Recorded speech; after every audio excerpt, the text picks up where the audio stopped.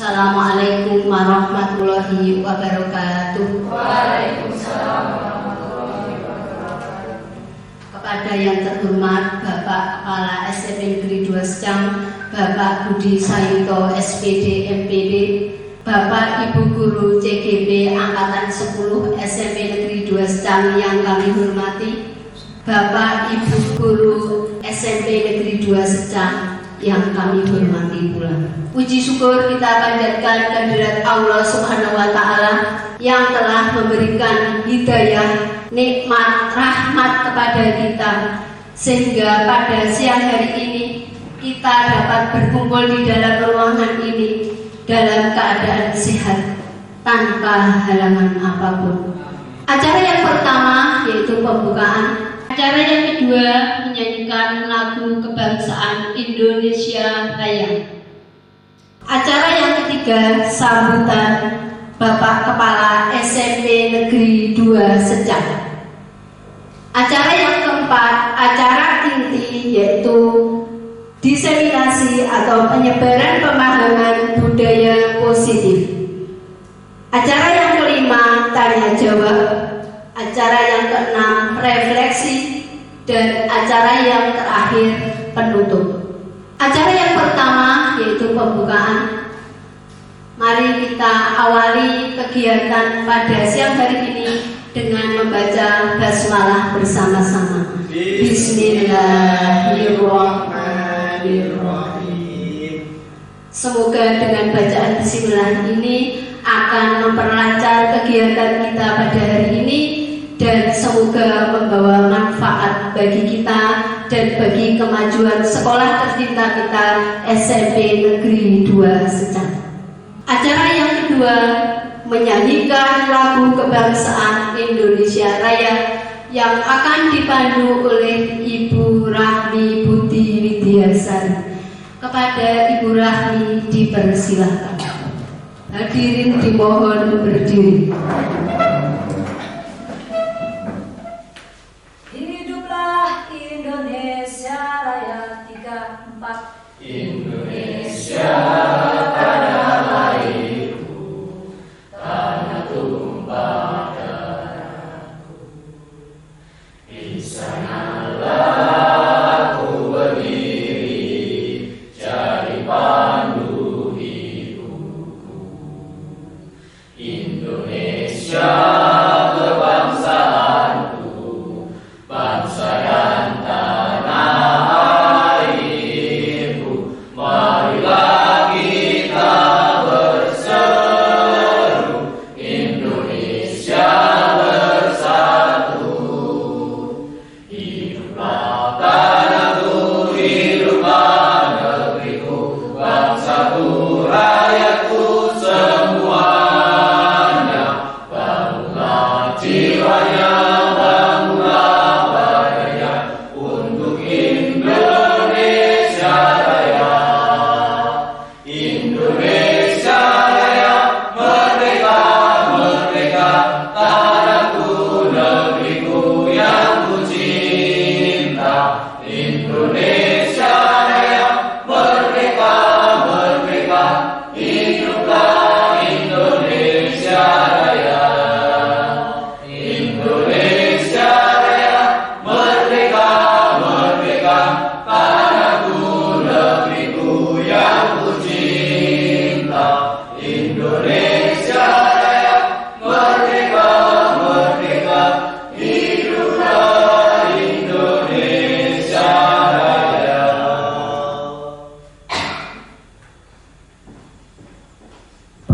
Hadirin dimohon duduk kembali.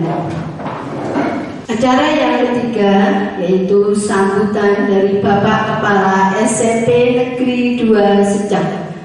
Kepada Bapak Budi Sayuto SPD MPD dipersilahkan. Assalamualaikum warahmatullahi wabarakatuh. Bismillahirrahmanirrahim. Alhamdulillahirrahmanirrahim. Bapak Ibu, teman-teman calon guru penggerak yang saya hormati, puji syukur mari kita senantiasa panjatkan kehadirat Allah SWT yang telah melimpahkan rahmat taufik hidayah inayah kepada kita semua, sehingga di siang hari ini kita masih diperkenankan untuk bisa hadir berkumpul bermuasalah di tempat ini dalam keadaan sehat dan kurang suatu apa.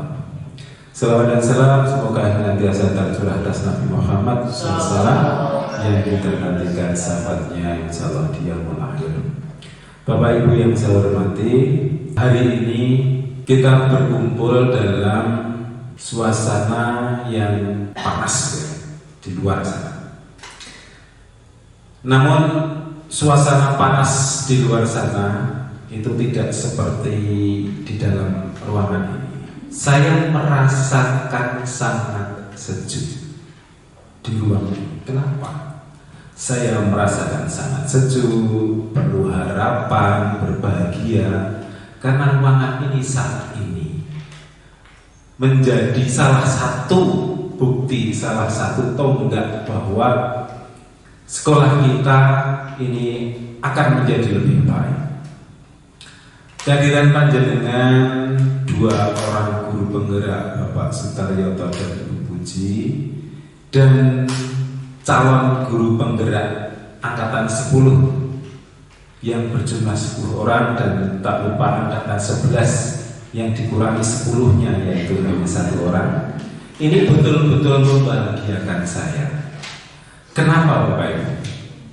Sebagai sekolah penggerak, tentunya panjenengan semua ini kalau dalam bahasa diibaratkan sebagai otot bebayune awak, menjadi otot bebayu adalah motor yang menggerakkan. Tubuh kita tidak akan bergerak tanpa otot, tidak akan bergerak tidak akan bisa bergerak tanpa otot. Sekuat apapun ditopang, sekuat apapun kerangka yang disediakan oleh Allah. Nah, panjenengan ini adalah otot yang akan menggerakkan sekolah ini, yaitu mewujudkan transformasi pendidikan. Transformasi pendidikan yang ditengarai ada 5 perubahan, yang kalau ini mesti saya menghadapnya ke Bu Ina. Transformasi pendidikan ditengarai terjadi adanya 1. Digitalisasi pembelajaran, 2. Iklim literasi dan numerasi. Iklim literasi numerasi yang menjadi budaya, yang membudaya di sekolah ini, meskipun masih harus tetap terus dikontinyukan kegiatan yang kaitannya dengan literasi dan numerasi. Alhamdulillah di Ramur Pendidikan Linus kita sudah baik. Namun jangan lengah bahwa harus senantiasa ditingkatkan dengan menjaga kontinuitas kegiatan. Terciptanya iklim sekolah yang inklusif itu juga ditengarai menjadi indikator bahwa semua warga sekolah di SMP ini tidak ada yang merasa terkucilkan. Iklim inklusivitas, baik itu yang memiliki kemampuan belajar lambat maupun yang cepat, yang tubuhnya sempurna maupun yang kurang sempurna, semuanya difasilitasi, semuanya dilayani dengan baik. Juga terciptanya budaya untuk menjauhi atau menciptakan lingkungan sekolah yang bebas bullying, ya, dan tindakan kekerasan, baik itu kekerasan dalam hal umum maupun secara khusus kekerasan seksual. Itu menjadi pemikiran kita. Juga pelibatan orang tua dalam pembelajaran nanti perlu diterjemahkan dan dinyatakan dalam bentuk aksi. Hal-hal di atas itu menjadi indikator-indikator terjadinya transformasi pendidikan. Juga di dalamnya ada lebih khusus misalkan tentang bagaimana P5, bagaimana kurikulum yang dilakukan, bagaimana modul yang baik. Nah, teman-teman, pada saat ini ada satu bagian dari itu yang akan diseminasikan oleh calon sekolah penggerak angkatan 10 yang bertiga ini, Pak Zam, Bu Arma dan Bu Safa, yang sudah lebih dulu dipanggil untuk mengikuti pendidikan. Disiplin positif atau budaya positif ini sangat-sangat penting. Sekolah itu harus memiliki kultur positif. Bagaimana siswa itu bersikap, bagaimana guru bersikap, bagaimana jika ada tamu, etos kerja, bagaimana jika ada tugas, bagaimana mengerjakan tugas, bagaimana mereka harus belajar. Harapannya budaya-budaya positif yang belum kita lakukan bisa kita gali, bisa kita cetuskan, dan budaya-budaya positif yang sudah berhasil kita canangkan itu bisa tetap terjaga kontinuitasnya, sehingga alumni anak SMP Negeri 2 Secang ini setelah lulus dari sekolah tidak hanya memiliki kemampuan akademis saja, tapi alumni SMP Negeri 2 Secang ini memiliki karakter-karakter yang ditengarai itu sebagai penopang kesuksesan. Pantang menyerah. Tidak ada mapel khusus tentang pantang menyerah. Ini semuanya bisa, semua mapel nanti bisa menginkludkan dalam pembelajaran. Bagaimana anak agar jujur, bagaimana anak itu bisa memiliki budaya kerja keras. Dulu dalam upacara pernah saya sampaikan dengan saya singkat, judes sadis, jujur dan kerja keras, sabar dan disiplin. Hal-hal semacam itu nanti bisa dijadikan sebagai muatan agar budaya positif bisa tercipta di SMP. Alhamdulillah saat ini akan ada kegiatan pengimbasan dari mereka bertiga, Bapak Zamaksari, Ibu Arma dan Ibu Safa, kepada teman-teman yang sudah sebagai predikat guru penggerak, Pak Sutaryoto dan Ibu Puji, bisa ikut membantu, bisa ikut membimbing, dan kepada calon-calon guru penggerak yang belum ikut pendidikan bisa sebagai referensi, bisa sebagai bahan untuk memperkaya, sehingga nantinya begitu panjenengan masuk dalam masa pendidikan itu sudah bukan hal yang asing lagi. Demikian yang bisa saya sampaikan kepada panjenengan bertiga, Pak Jam, Bu Atma dan Bu Safa. Selamat melaksanakan pengimbasan, semoga sukses. Dan kepada teman-teman peserta saya ucapkan selamat belajar, selamat berdiskusi. Demikian, mohon maaf jika ada kekurangan, dan mohon maaf juga saya tidak bersedia menunggu sampai selesai. Selamat berkegiatan, dan dengan membaca Bismillahirrahmanirrahim, kegiatan pengimbasan budaya positif dengan resmi saya nyatakan dimulai. Assalamualaikum warahmatullahi wabarakatuh.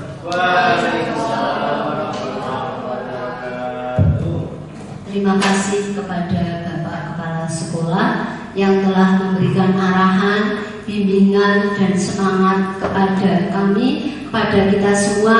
Semoga kita bisa mempraktekkan apa yang sudah disampaikan oleh Bapak. Acara yang keempat yaitu acara inti diseminasi modul 1.4 mengenai budaya positif yang akan disampaikan oleh kami, yaitu Bapak Ahmad Zamaksari, Ibu Atma Ningsih, dan saya sendiri Safaatul Nurul Rizki.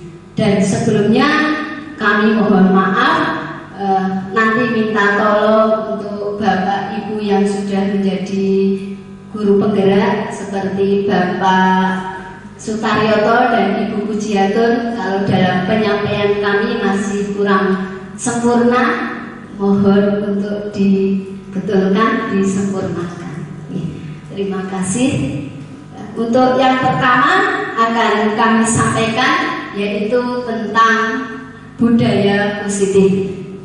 Tadi sudah disampaikan oleh Bapak Kepala Sekolah bagaimana kita bisa menciptakan karakter siswa yang baik, yang memiliki kepribadian, yaitu kepribadian dari nilai-nilai kebajikan yang kita terapkan, ya, kita terapkan pembiasaan kepada anak-anak dalam kehidupan sehari-hari.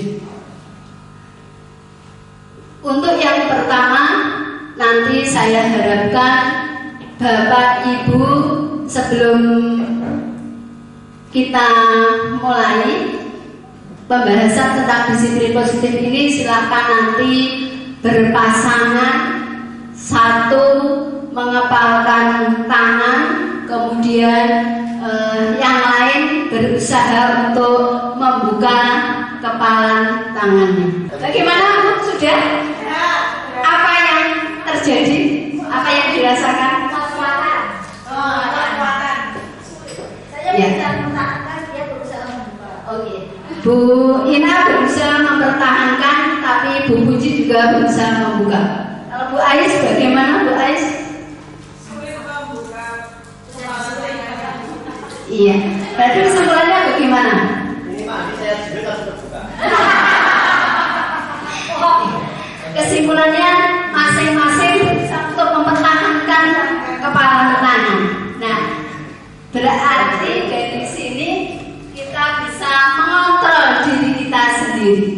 Nah, teori kontrol itu merupakan strategi bagaimana usaha kita untuk membentuk perilaku siswa. Jadi pemegang kontrol adalah diri kita.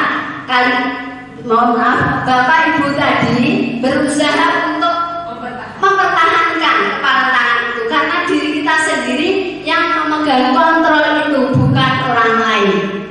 Kita berusaha untuk mempertahankan apa yang ada di dalam pikiran kita, apa yang kita pikirkan, apa yang ada di dalam hati kita untuk tidak bisa dipengaruhi oleh orang lain. Jadi kita dapat memilih untuk fokus pada hal yang positif atau hal-hal yang negatif. Perubahan paradigma teori kontrol atau dinamakan dengan ilusi kontrol ini dibagi menjadi 4. Yang pertama, ilusi guru mengontrol murid. Ilusi guru mengontrol murid itu maksudnya kita tidak dapat memaksa murid untuk melakukan hal-hal yang tidak diinginkan oleh murid.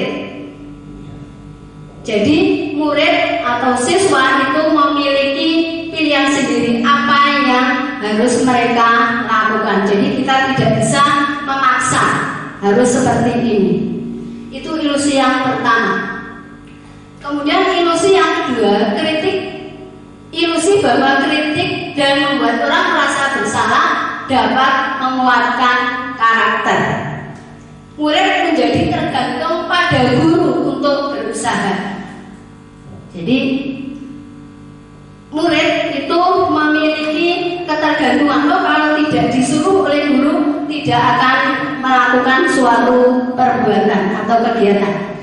Ilusi yang ketiga, semua penguatan positif, efektif dan bermanfaat. Ini akan menuju identitas yang gagal.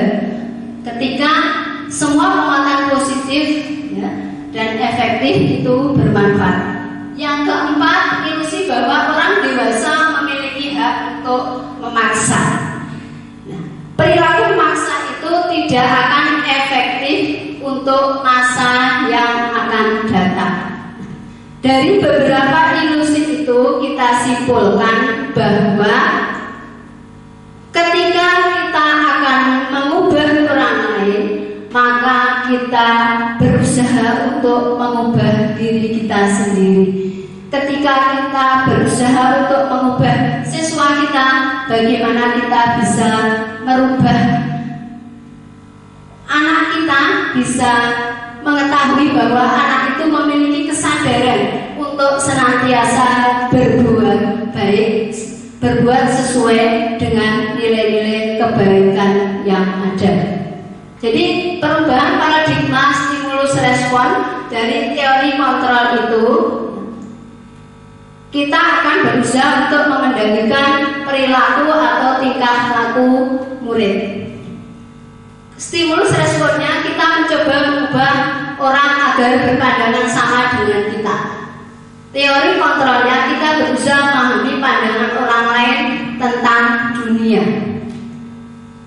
Kemudian saya bisa mengontrol orang lain, Anda tidak bisa mengontrol orang lain, karena kontrol itu terdapat dalam diri kita sendiri.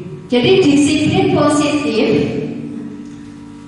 makna disiplin itu belajar kontrol diri dengan menggali potensi kita agar tercapai tujuan mulia, yaitu sesuatu menjadi seseorang yang kita inginkan berdasarkan nilai-nilai yang dihargai. Nah, nilai-nilai yang dihargai itu apa? Yaitu nilai-nilai kebajikan universal. Contohnya apa? Bu Raras, nilai-nilai kebajikan universal itu. Atau mungkin nilai-nilai yang kita sepakati, nilai-nilai kebaikan yang ada saat ini, yang sering kita terapkan di sekolah. Apa saja nilai-nilai kebaikan yang sering kita terapkan di sekolah? Berdoa sebelum pembelajaran. Berarti kita membiasakan kepada murid untuk beriman dan bertakwa. Ketika kita menerapkan agar siswa tidak mencontek, berarti kita sudah menerapkan nilai-nilai kebaikan, yaitu berupa kejujuran. Nah, kemudian dari nilai-nilai kebaikan itu akan menjadi keyakinan kelas. Apa yang dimaksud dengan makna disiplin? Yang dimaksud dengan disiplin, kita sudah seringkali menerapkan, mendengar, bahkan mengatakan disiplin, yang artinya belajar. Berarti makna asal dari kata ini berkonotasi dengan disiplin diri dari murid-murid Sokrates dan Plato. Dengan disiplin membuat orang menggali potensinya menuju sebuah tujuan, apa yang dia hargai. Berarti dengan disiplin ini dia bisa mengetahui apa tujuan mereka yang dihargai di dalam kehidupan, dihargai di dalam masyarakat.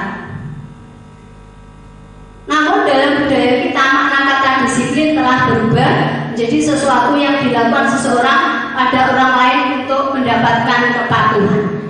Jadi dengan disiplin positif ini kita berusaha untuk mendapatkan kepatuhan.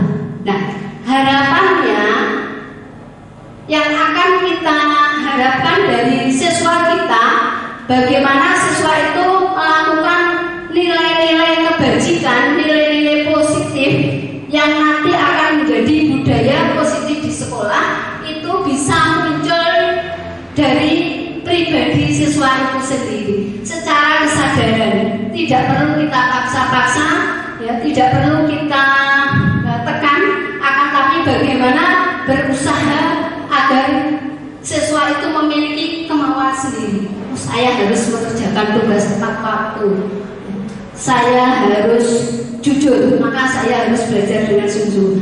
Nah, harapannya ini yang akan kita harapkan dari anak-anak kita. Nah, apa saja nilai-nilai kebajikan universal itu? Jadi, karena setiap perilaku atau perbuatan itu memiliki suatu tujuan, maka nilai-nilai kebajikan yang akan diyakini seseorang itu menjadi motivasi intrinsiknya, menjadi dorongan dari dalam hati mereka. Apa saja nilai-nilai kebajikan universal itu?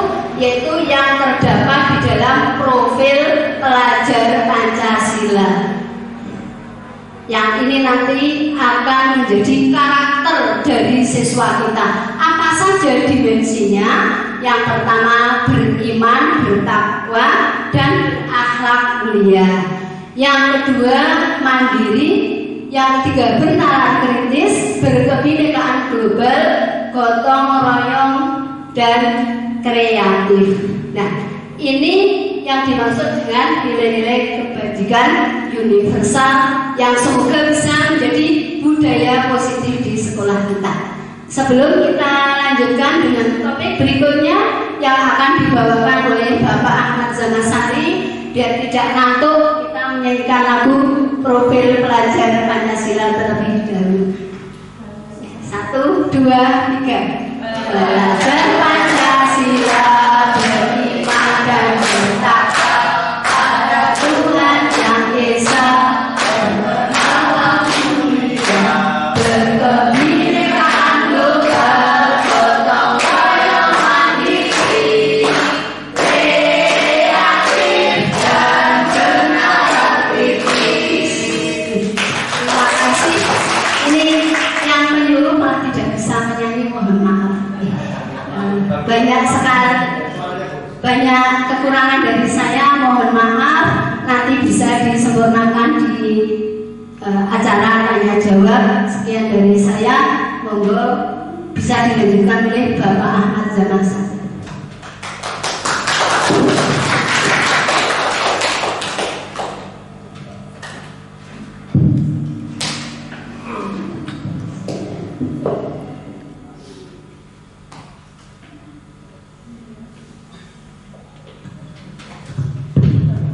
Assalamualaikum warahmatullahi wabarakatuh.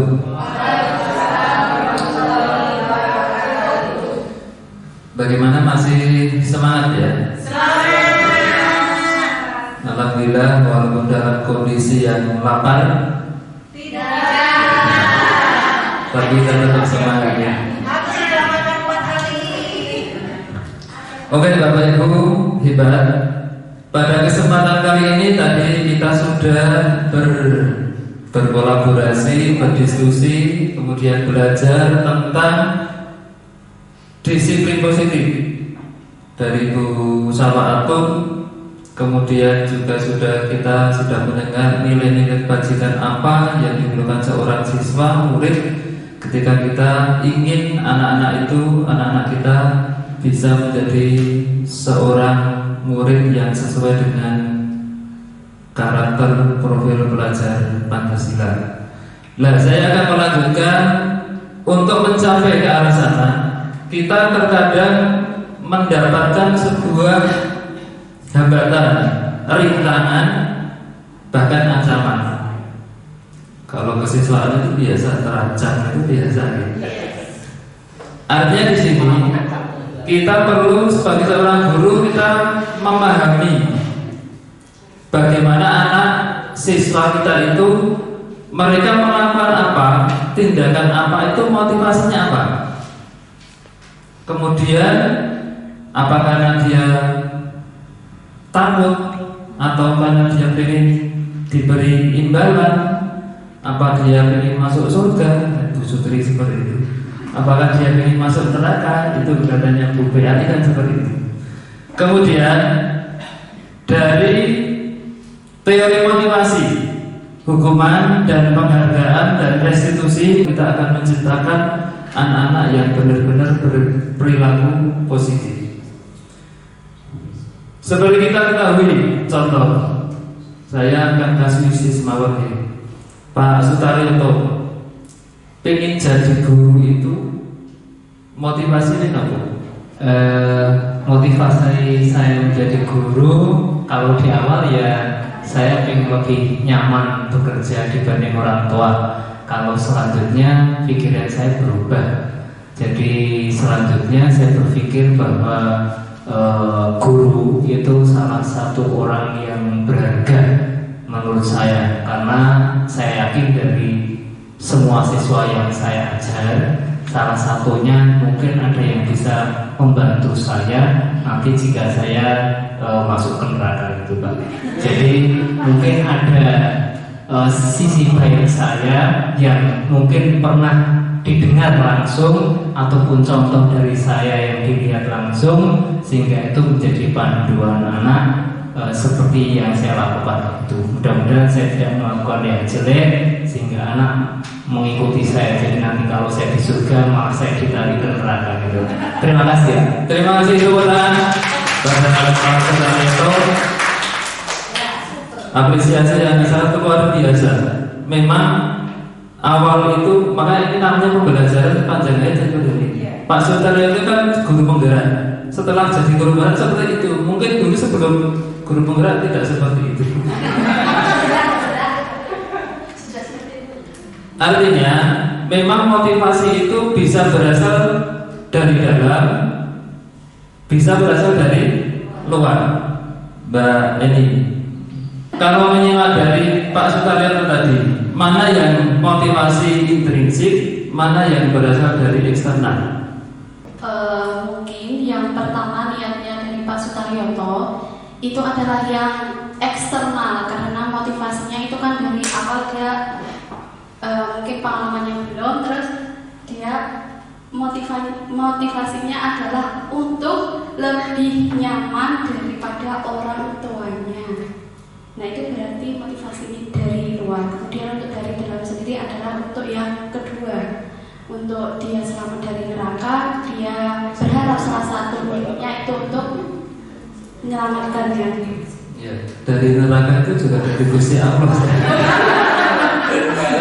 Ya, tapi intinya dari kesadaran diri Pak Sutaryanto itu, ya, dari kesadaran diri bahwa manusia itu punya titik yang cukup lemah dan itu harus kita tunjukkan menjadi sebuah prestasi untuk mendidik anak-anak. Tepuk tangan untuk Mbak Sutaryanto.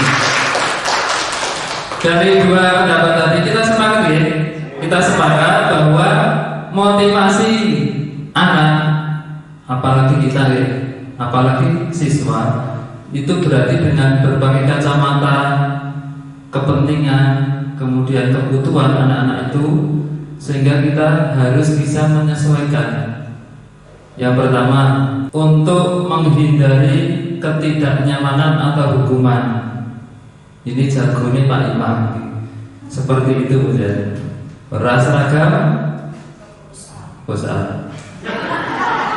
Ini hukuman ya. Anak tidak boleh merokok. Kalau merokok, di poin. Anak berarti motivasi dari luar, dari poinnya. Kemudian yang kedua, untuk mendapatkan imbalan dari orang lain. Contoh saya ingin jadi wakil, jadi kepala sekolah. Contoh jadi wakil itu karena dipaksa, berarti itu motivasi dari orang lain. Kemudian Pak Jam era jadi wakil, nanti tidak mendapatkan jam, serdiknya tidak keluar. Wah, ngerti ya. Ini berarti juga tekanan, berarti hukuman dulu ya. Lama-lama, oh aku sudah jadi wakil, kok pengen jadi kepala sekolah. Ini namanya penghargaan. Kemudian yang ketiga, lah ini motivasi yang kita harapkan di kurikulum Merdeka ini. Motivasi yang berasal dari diri sendiri, dan itu untuk menghargai dirinya sendiri sebagai seorang manusia. Artinya ada kepala sekolah, ada gurunya, ada guru seniornya, ada wakil kurikulumnya. Kita tetap nyambut gawe, tetap tepat waktu. Ini namanya kita menghargai diri sendiri. Paham ya? Mbak Raras, simpulkan Mbak. Dari paparan yang tadi, kalau bisa disimpulkan, motivasi eksternal itu bisa berasal dari hukuman atau imbalan. Kemudian untuk motivasi internal itu lebih ke menghargai diri sendiri. Ya, terima kasih. Ulang.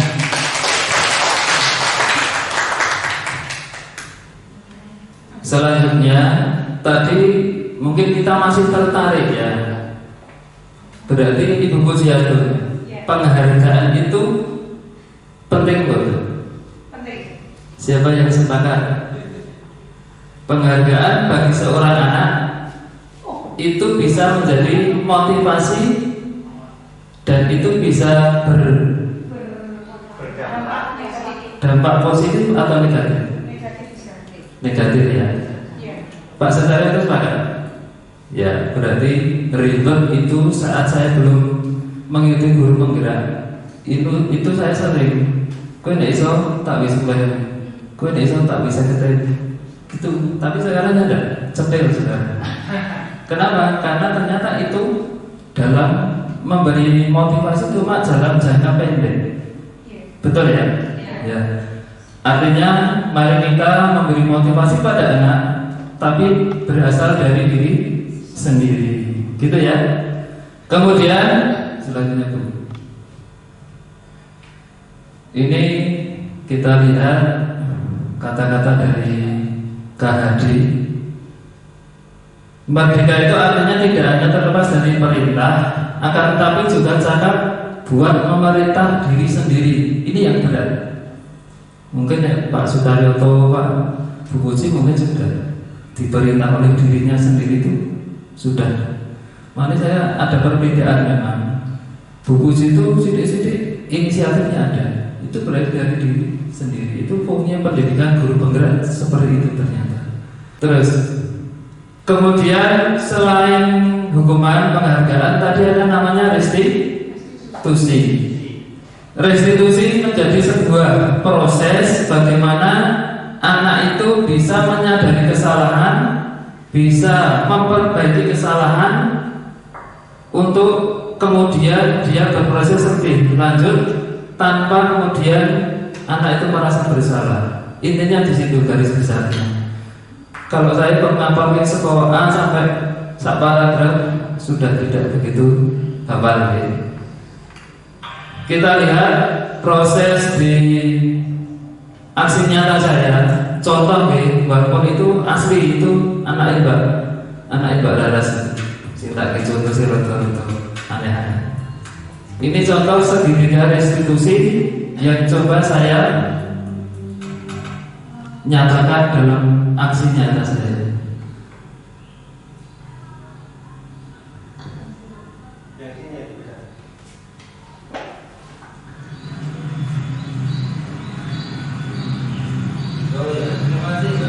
Terima kasih.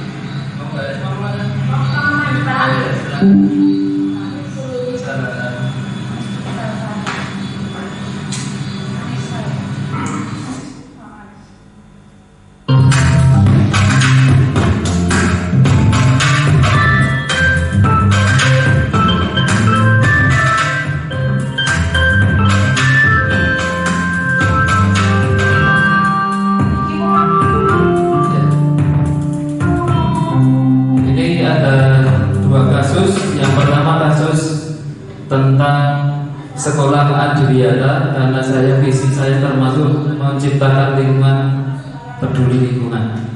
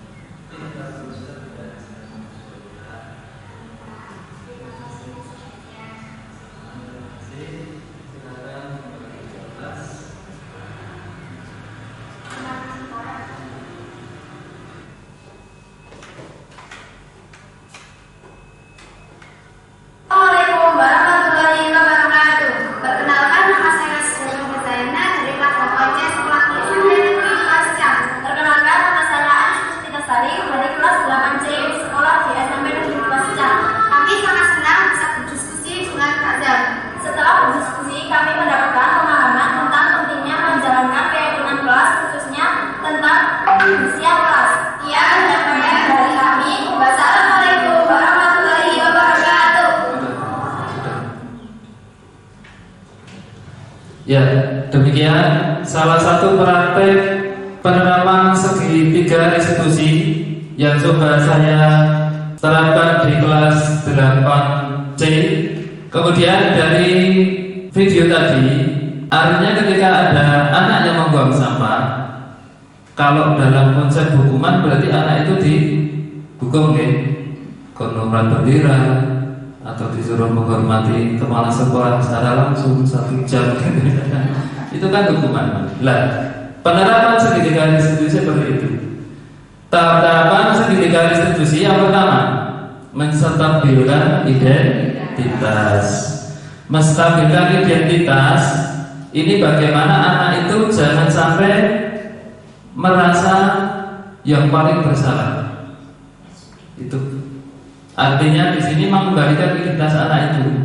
Nah, kalau kita mempraktikkan di situ berarti jangan sampai kita memanggil anak itu langsung di depan teman-temannya.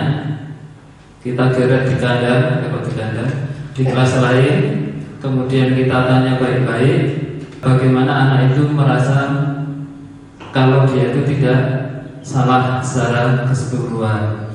Kemudian yang kedua, validasi kesalahan. Anak diupayakan dia itu menyadari kesalahannya sehingga dia tidak merasa disalahkan gurunya. Karena di guru itu ada beberapa posisi, nanti akan disampaikan Bu Alma. Guru itu ada yang berposisi sebagai penghukum, ada yang sebagai teman, ada yang sebagai pemantau, ada yang sebagai manajer. Ada satu lagi membuat rasa bersalah. Kemudian ketika saya menjadi seorang pakar kesiswaan, itu 5-5-nya sudah saya lakoni gitu. Yo kadang nyanyi, yo kadang dadi koncone, yo kadang dadi pemantau, dan yang terakhir menjadi seorang manajer. Lah, harapan kita itu kita dididik sampai menjadi seorang manajer gitu ya. Kemudian yang ketiga, tahapannya restitusi adalah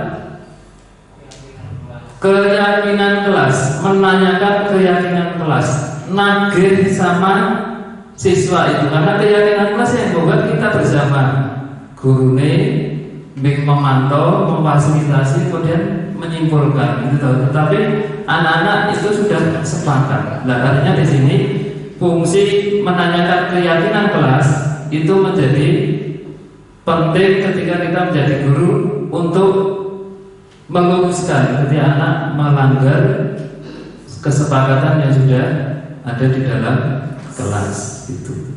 Terakhir, saya tidak akan lama-lama lagi.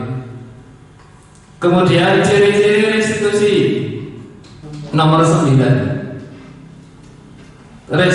Restitusi itu mengembalikan murid yang berbuat salah pada kelompoknya. Artinya anak itu berbuat salah, tetapi dia enjoy saja kembali ke kelasnya, tidak kemudian menjadi seorang tersangka gitu. Seperti itu ya, tidak merasa bersalah banget gitu. Seperti itu. Terima kasih. Saya akhiri. Billahi taufiq hidayah. Assalamualaikum warahmatullahi wabarakatuh.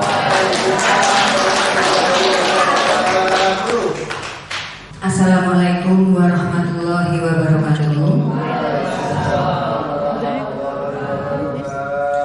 Ya, pada kegiatan diseminasi calon guru bangga angkatan 10, pada kesempatan ini izinkan kami bertiga untuk memaparkan materi yaitu budaya positif.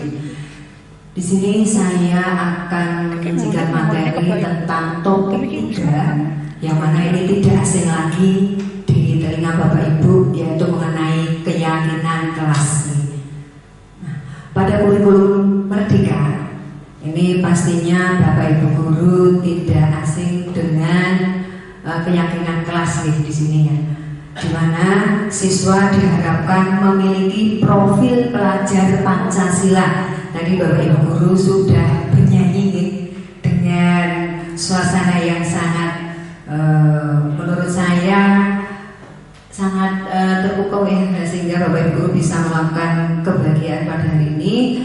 yaitu apa saja? Profil pelajar Pancasila, beriman dan bertakwa pada Tuhan Yang Maha Esa, berakhlak mulia, mandiri, kreatif, dan berkritis ya. Nah, karakter-karakter tersebut ini diharapkan nantinya akan membuat budaya positif di siswa tersebut. Nah, pada kesempatan ini saya mengambil topik yaitu tentang keyakinan kelas ya. Nah, di sini Bapak Ibu guru bisa melihat tayangan slide yang ada. Di situ ada beberapa pertanyaan. Nah, yang pertama, mengapa kita memiliki peraturan harus menggunakan helm bila kita mengendarai kendaraan bermotor? Nah, Ibu Sutri, monggo menyampaikan pendapatnya untuk pertanyaan pertama, Bu. Terkait dengan pertanyaan pertama, mengapa kita memiliki peraturan harus menggunakan helm bila mengendarai kendaraan roda 2? Untuk terkait dengan penggunaan helm itu memang selain menjadi peraturan di rambu-rambu lalu lintas, itu juga memberikan keamanan kepada anggota tubuh kita seperti kepala.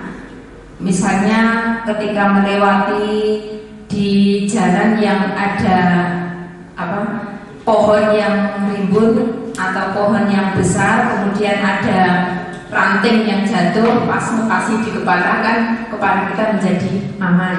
Kemudian ketika misalnya terjadi kecelakaan kecil, entah itu serempetan atau tabrakan, kepala kita juga terlindungi dari benturan yang keras.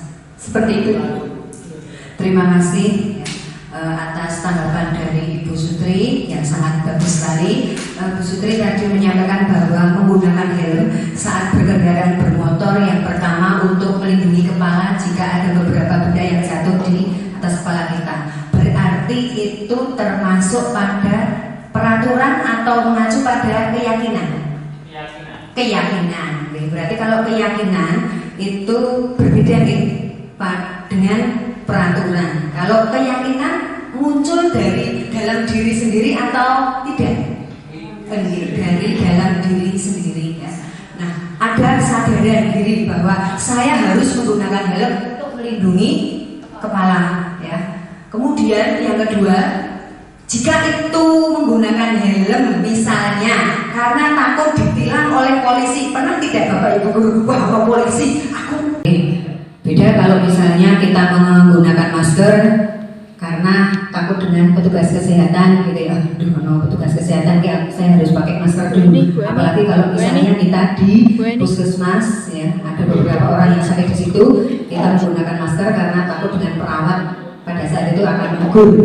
Kemudian yang ketiga, mengapa kita memiliki peraturan harus datang tepat waktu pada saat di sekolah atau latihan gitu ya. Nah, coba Pak Zam ini datang tepat waktu sebelum jam 7 Pak Zam kesini. Apakah ada motivasi lain di situ? Ada. Gimana Pak? Dari komandan PKS. Ini jadi komandan PKS. Waduh, kalau alasannya gini, jawabannya gini, coba Bapak Ibu guru, ini Pak Zam kok pingin jadi komandan PKS, makanya beliau berangkat jam 6:30 sampai sini. Coba bayangkan, ini lain ya, datang pagi ke sini. Nah, kalau misalnya seperti itu, pertama, misalnya karena mungkin ingin mendapat penghargaan atau ingin jadi komandan atau ketua PKS, di situ berarti termasuk peraturan atau keyakinan. Tidak dari dalam diri sendiri kok, ya Pak ya. Iya, berarti itu termasuk peraturan. Jadi kita bisa membedakan antara peraturan dan keyakinan. Di mana peraturan itu bersifat lebih abstrak, Kemudian yang kedua, adanya atau dibuat oleh dua pihak. Kalau keyakinan kelas itu dibuat oleh siapa, Bu Ina? Ibu Ina kemarin di kelas 9F, nah 9F. Di situ Bu Ina sudah menerapkan keyakinan kelas dibuat oleh siapa, Bu Ina? Anak-anak dengan Bu Guru. Berarti ada dua pihak di situ, yaitu guru dan murid ya. Nah, kemudian kalau peraturan, misalnya dilarang mencontek, Ya, berarti di sini ya Pak Imam langsung sendiri nih. Berarti itu sumbernya dibuat oleh siapa? Satu pihak atau dua pihak? Satu pihak ya Pak Imam ya, dan semua akhirnya harus mengikuti peraturan dari Pak Imam. Siap Pak? Nah, oke. Kita hidup. Kasus Pak Imam atau di kesiswaan peraturan karena kita ngomongin bukan kelas lagi ini, tapi sudah merambah sekolah. Peraturan itu yang membuat sekolah. Nah, keyakinan itu di dalam kelas, itu dalam kelas dibuat. Nah, kemarin saya sempat berdiskusi dengan fasilitator instruktur dari Wonosobo kayaknya kalau tidak salah. Itu saya bilang gini, mungkin Mbak Alma sama Pak Salata juga dengar. Ketika itu peraturan sekolah, tetapi dengan kesepakatan anak-anak di lapangan, itu bisa disebut dengan peraturan atau sudah bisa disebut dengan keyakinan sekolah. Itu. Nah, sekolah kita ini berarti bukan peraturan, tapi keyakinan sekolah. Itu yang saya garis bawahi. Dulu saat kita membuat tata tertib sekolah, itu kita face to face dengan seluruh siswa di lapangan. Gitu Pak Imam, termasuk panjenengan sama tahu. Nah, itu artinya sekolah kita itu sudah termasuk kesepakatan bersama. Gitu. Terima kasih. Terima kasih atas tanggapannya dari Pak Zanasari. Jadi kita bisa mengerucutkan bahwa semua peraturan yang kita buat secara bersama-sama itu sumbernya atau nanti muaranya menuju ke keyakinan, begitu nih. Kemudian yang berikutnya dari keyakinan kelas itu sendiri, ini berarti ada beberapa yang terlibat. Dari keyakinan kelas itu semua terlibat atau hanya 1-2 anak yang terlibat? Semua warga kelas yang terlibat. Nah, ini bersifat universal. Kemudian pada kalimatnya, keyakinan kelas itu menggunakan kalimat yang negatif atau positif? Positif. Misal kalau kalimat negatifnya dilarang membuang sampah sembarangan. Kalimat positifnya apa Bu Sutri? Iya, buanglah sampah di tempatnya. Gitu ya, kita bisa bedakan antara kalimat positif dan negatif. Dan baiklah, ini Bapak Ibu guru bisa melihat tayangan slide berikutnya, di mana peraturan kelas yang sudah disepakati secara bersama-sama oleh semua warga sekolah itu akan menjadi suatu keyakinan kita, keyakinan kelas. Kemudian keyakinan kelas itu yang sudah dimusyawarahkan oleh semua stakeholder nanti akan menjadi atau akan terwujudnya suatu lingkungan yang positif, lingkungan yang aman, nyaman. Nah, dari lingkungan yang positif akan terwujud suatu budaya positif. Nah, kemudian kita lanjutkan lagi, bisa Pak? Nah, untuk slide berikutnya di sini ada pertanyaan yang mana yang merupakan keyakinan kelas. Nah, kemudian Bapak Ibu guru bisa menyampaikan alasannya mengapa.